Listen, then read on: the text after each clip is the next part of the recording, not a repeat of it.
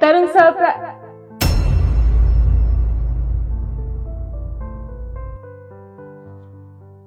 ये लड़की कौन है और मेरे पति के साथ क्या कर रही है? इसका मतलब तरुण मुझे धोखा दे रहे हैं। पर तरुण मेरे साथ ऐसा कैसे कर सकते हैं? मुझे पता लगाना पड़ेगा कि ये लड़की है कौन। एक काम करती हूँ, केशव से पूछती हूँ।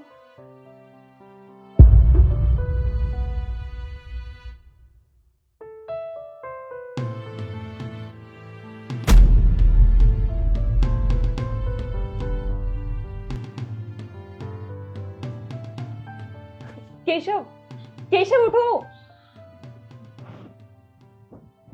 केशव जल्दी उठो।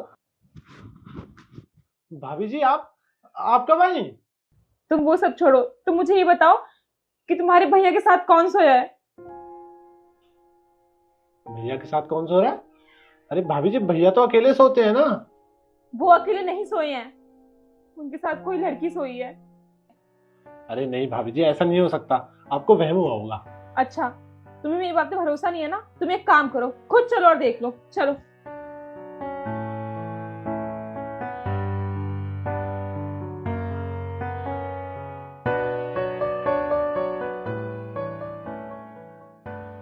ये कौन है?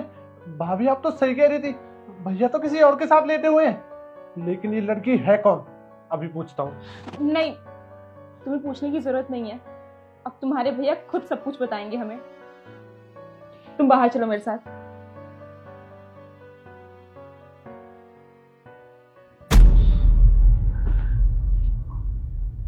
तुम एक काम करो, अपने भैया को बाहर बुलाओ। जी भाभी।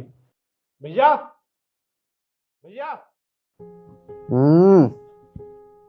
बाहर आओ जल्दी से।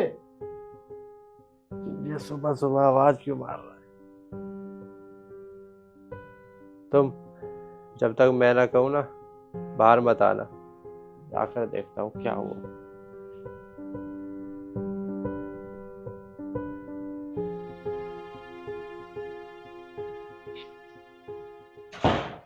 क्या हुआ? क्यों आवाज मार रहा है सुबह सुबह? अरे नव्या, तुम आ रही हो? मुझे बता देती, मैं तुम्हें लेने आ जाता। तुम्हारे पास टाइम कहाँ है मुझे लेने आने का? खैर ये सब छोड़ो, तुम मुझे ये बताओ, तुम मुझसे प्यार करते हो? कैसी बात कर रही हो तुम? एक पति अपनी पत्नी से तो प्यार करेगा। देखो, बातों को घुमाओ मत। जो मैंने पूछा है ना, उसका जवाब दो। अरे हाँ, तुमसे प्यार करता हूँ और बहुत करता हूँ। अच्छा, तुम प्यार मुझसे करते हो और सोते किसी और के साथ हो?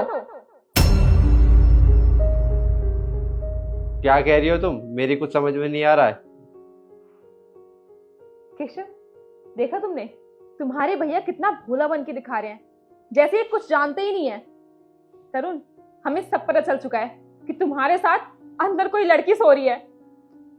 भैया आपको ना शर्म आनी चाहिए।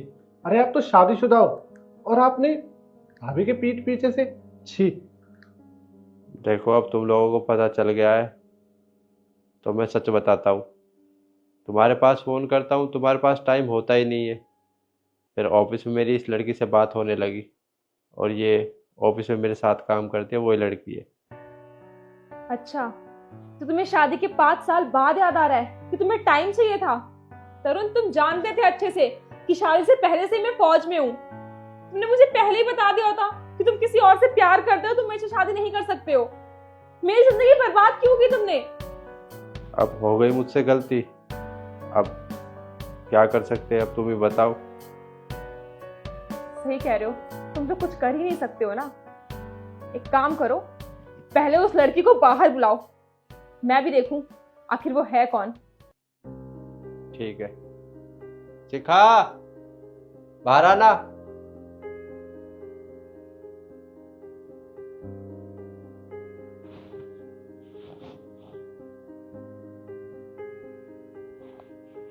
तुम जानती थी ना कि तरुण शादीशुदा है पहले से ही, तुम फिर भी मेरे घर में आती हो।